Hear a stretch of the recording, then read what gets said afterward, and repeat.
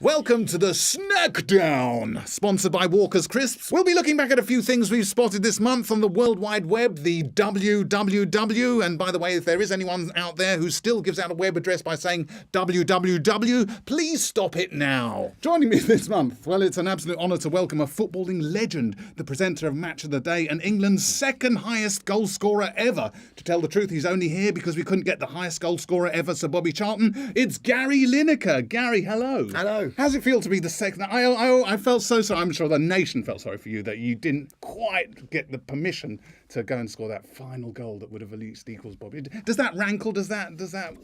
To be honest, until you mentioned it, I was just getting over it. Really? Yeah, that's why.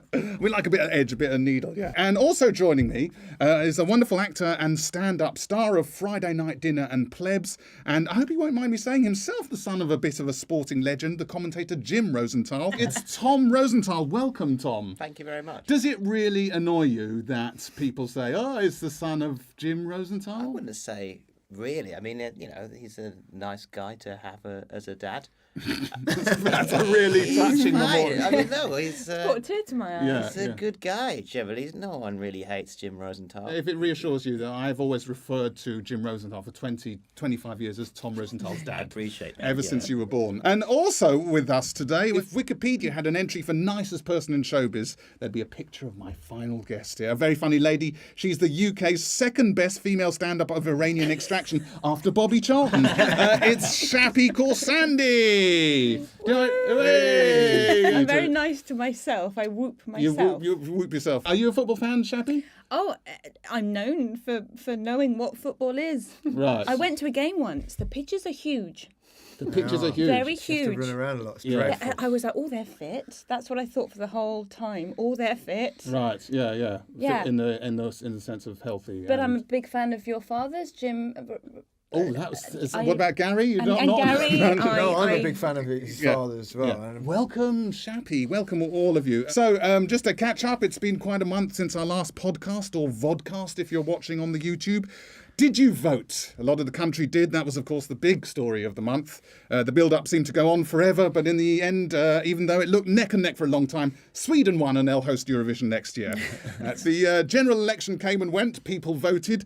Presumably Gary himself put a cross in the box, though he may well say it was a shot. The final result was totally at odds with the opinion polls. Still, the opinion pollsters were keen to recover and must have been encouraged by their most recent poll that found that 73% of people still find opinion polls reliable, while the other 85% of people don't. Hey, what else? Yes, of course, joy abounded throughout the nation as we welcome a wonderful new arrival, tiny, unspoilt and vulnerable. Yes, Bournemouth won promotion to the Premier League. There's another footy joke. It's all for you, Gary. I'm so excited you're here. Can you tell? It's a beautiful I'm thing. trying all my footy jokes. That's it, though. I'm out. But now it's time to look at some things that caught our eye over on the WWW internet this month Inside the Packet. And we really should get a voiceover person rather than me to do that. Yeah, it's been a bad month for selfie sticks as they're now banned from more and more theme parks, tourist attractions and sporting events. If you don't know what a selfie stick is, it's an extendable stick which allows you to take selfies, not to be confused with a joystick, a hockey stick or a dipstick, which is what you'll probably look like if you use one. So selfie sticks are on the way out. Are we sad about that? Gary, do you have a selfie stick? Funnily enough, no. No. You must have people coming up to you in the street, don't you, and going for the old selfie stick selfie? Funnily enough, you don't see many of them in the street, do you? I think I'd actually might refuse with the selfie stick thing. Would you? You would look better in the selfie, though, with the selfie stick. Maybe I wouldn't refuse. No, I would, yeah, but... Yeah. Because it's further away, presumably. They're a Nothing real personal. tourist thing, aren't they? You do them in countries where no one knows you. But the thing is, a selfie stick takes away that beautiful awkwardness of going up to a total stranger and going, excuse me, do you mind taking a photo of the two of us? Are you obsessed with new technology? I mean, do you... No, rubbish. No. Useless. Yeah. It never works for me. Right. It's just always is something wrong. I cannot now write... if I had to write a full page of A4 with a pen, I couldn't do it. I'd need an ox to help me plough across the. I just can't. I'm just so used to. I still write longhand scripts most Really? of the day. Yeah. Right, Match of the Day scripts are written out longhand. Well, I'm not very good at that. typing thing takes me ages. I'm so much quicker when I write my God, than I typing, and then I wrong, and then I don't know how to send it to them and all that. So I basically write it all out, and then I give it to someone who Types it does all that. out. Wow. And my like- writing's Wow. hideous to read. That's like my terrible. my dad is like that. He Yeah, writes same. everything. Well, we're old school. We're old But school. He's so Stenographer. old school. Yeah, he's older school He than doesn't me, I even think. know what an undo button is. Like on the computer. Oh, really? I honestly, come I went on. into his room once, and he was like furious at the computer, and he'd be like typing like that, and it transpired what had happened. He'd written a whole script, and then by mistake he'd highlighted all, and then just when you keep typing it, it just gets rid of it, and he didn't know. Oh, man. So he just started typing it all ask out you a again, question? like some sort of monk. Can I ask you a question? Go on. What's an undo button? No, I'm genuine. seriously. I don't know. Control Z. That means that you're winding us up. No. Get I wish. out. No, I swear. So it's Honestly, like I'm not one of you. if you type, imagine, I'll have to do it in your I terms. told you, I'm imagine not- I'm you've rubbish. written something and you've written the wrong word, Yeah. and you want to get rid of that word, then you do Control You mean the Z. bit where you go delete back Yeah. and it? Yeah, but you can undo that. You can undo. I yeah. didn't know that till very recently. It's like Tipex So on my- a computer in a way. What, scraping Tipex off? So you can go to okay. My Where's dad's that 70 button then? and he knows Where is that everything. button? The little arrow back. It says I mean, it's- undo on it sometimes. Yeah, Yeah, That's a that's it if you giveaway. want. Or Control Z. Let me write this down. Yeah. We're right. But the thing is, if there's one thing that I would wish that you could have from technology and in real life, it would be a Control Z button for life. So imagine you said something, Yeah, you've done something, regrets. Control Z, Yeah. undo, bang, just move on like your dad just. What, just undo my dad? Right. Just get rid of that undo guy. his mistake. Oh, I undo him from my life. But yours, Could I undo Bobby Charlton? one of the goals. That's a murder button. So easy. What about technology in general? Gary, you're a prolific tweeter, aren't you? So are you stuck with your phone glued to your hand the whole time? When I'm not doing much, if I've got a bit of time to kill, I might tweet a bit. Okay, it's hard though. I'm aware. That's why I could never. When I look at footballers, how the hell did they manage to go 45 minutes without checking Twitter? I couldn't do it. I couldn't It's do really it. difficult. Yeah. It's a disease. I have a disease, and I delete it from my phone sometimes. What, so Twitter? So I can get on with work or get on with changing my daughter's nappy, and then suddenly I'll just have to reinstate it quickly in a state of panic. It's an addiction. It's awful. So your phone is your best friend. Oh, I try not to be. I try not to let it be. I mean, the fact that it's not in this room right now makes my fingers itch. I know the dream, that nightmare of going out and you hadn't put your trousers on is now replaced with going out and you hadn't got your phone. For me, anyway. I went to the Sistine Chapel. Is that the end of the anecdote? Yeah, I've got other stories. You're trying to impress people. I've got other anecdotes. We waited for ages, we queued, we had to lug a pram up and down all these stairs for hours. And I looked at the ceiling and Michelangelo's great work, and my boyfriend said, "You're thinking about what to tweet about this, aren't you?" And to my shame, I was. Tom, you strike me as someone who, we've worked together, and you seem to be able to talk to other human beings face to face. So, which is something I find hard. It implies that you actually do. I'm you're not into obsessed. conversations. I've always wanted to ask, Crying. right, how do you cope with the nerves of playing for your country? Do you ever think, I'm just going to collapse with nerves? I know I never got nervous. I quite like it. Never got Wow. nervous. No. I'm No, not just sure right. No. you'd make it to the top level if you could. But other footballers do, presumably. No, they were a mixture, aren't they? Some get I played with players that were trembling before the game, and then they're actually fine once they started, and you're doing your stuff. Even taking penalties, really important penalties in World Cups and stuff. It's like quite a masochistic kind of You like it? pleasant Does it experience. make your mouth water and kind of... Well, it sort of makes you think this is the ultimate test of your nerve. Wow. So it's just like a chance What, you to mean show this off. isn't the Walker's podcast isn't the ultimate test? Well, this is the second most. Yeah. I collapsed Behind the before World I Cup came penalty out here. shootout. Yeah. So also this month, a mum had a big hit on the internet, lip syncing her 4-year-old having a tantrum. I don't know if you saw that. Did you see that? Every time the kids screamed, the mum would lip sync, like you go, no, I don't want to. And the mum was, you're looking at me as if I'm crazy. But so you've not seen the video. No. Yeah, but it's really annoying. That's like what you do if you want your child to continue having a tantrum. It's also like, that's the question, should you allow, people are putting their kids on YouTube to try and get lots of, well, I don't know, are they trying to get lots of likes, lots of clicks? Charlie Bit My Finger is the classic one. The Charlie Bit My Finger. Have you seen that, Gary? Oh, no. No.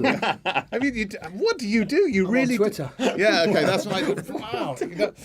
You have a life. I'm so impressed. What? Do you know what it is? Well, Is it just me? What do you do? You're the second top scorer for England. What have you done with your life? Charlie with my finger. What have you done with your life? You've represented your country. You've scored 48 goals for your country, but you have never seen Charlie bit my finger. You should be ashamed of yourself. I, however, have seen Charlie bit my finger. And what happened? Well, what happens? Does he bite his finger? It's slightly the title gives away the punchline, but there's two kids. There's a toddler and a baby, and the baby bites the toddler's finger, and the toddler says, Charlie bit my finger to his parents. So that's it. So next up on Inside the Packet, it's been a big month for parody accounts on Twitter.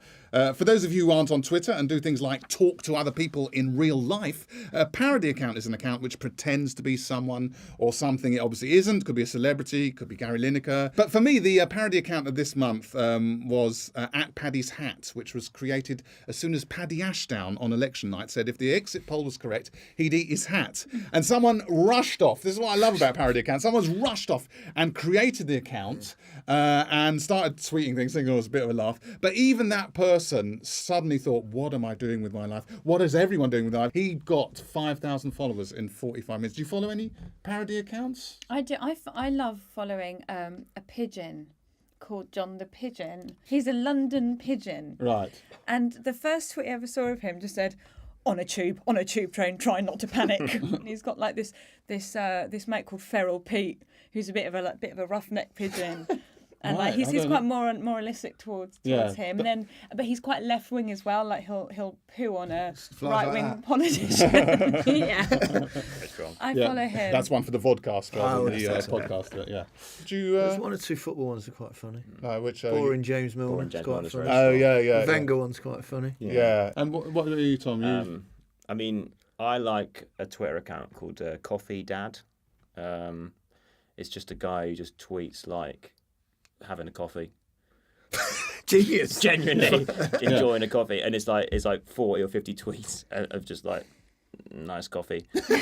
and then it gets a bit dark. Like once every like 55 tweets, he just goes something like, "Oh, really miss you, son." It's like the darkest. I absolutely love it because when you get that one, it's really funny. But mainly just there's a similar account to that too. I really like is at Boring Tweets. Do you know at Boring Tweets? So all he does is really boring. He tweets things like just texted Steve and things like, and it tweets like what he would choose on Countdown. Like if I was on Countdown, I'd choose vowel, consonant, vowel, consonant. It's just extraordinary. And anyway, time now for Flavour of Britain, where we fish out a quirky story or two from the Sceptred Isles. And I don't know if sceptred is a proper word, actually, but I've said it now. And it looks like we're being overrun by bees. The Southend Echo reported on a swarm of bees covering a bike in Southend, just outside HSBC by the Victoria Shopping Centre, apparently, if you want precise details. It was scary for me because I've got a phobia of wasps. Phobias? Got any phobias? Heights. Heights. Terrible. I don't like heights. Horrible. Is that why you didn't have scored any headers? It's got a lot of headers. So, Actually. I know. Actually, More than this. yeah. Not as many probably shots. Yeah. Do you know, I only headed it if I thought I could score though, because it hurts. Yeah.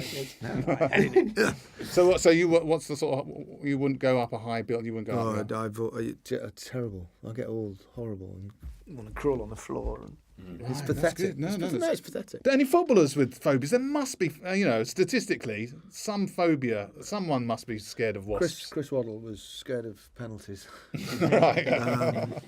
Well, that's all from us now. Thank you for listening to our podcast or watching if you're watching on the YouTube, which reminds me I must buy some nicer clothes for next time. I'd like to thank my guests, Gary Lineker, Shappy Khorsandi, Tom Rosenthal, and of course, Bobby Charlton. Also, and your man, Robin Flavel, Adam Hess and Eric Jackson, who helped me think of things to say. And remember, the first rule of Wrong Word Order Club is speak you word, wrong club, never about. Goodbye!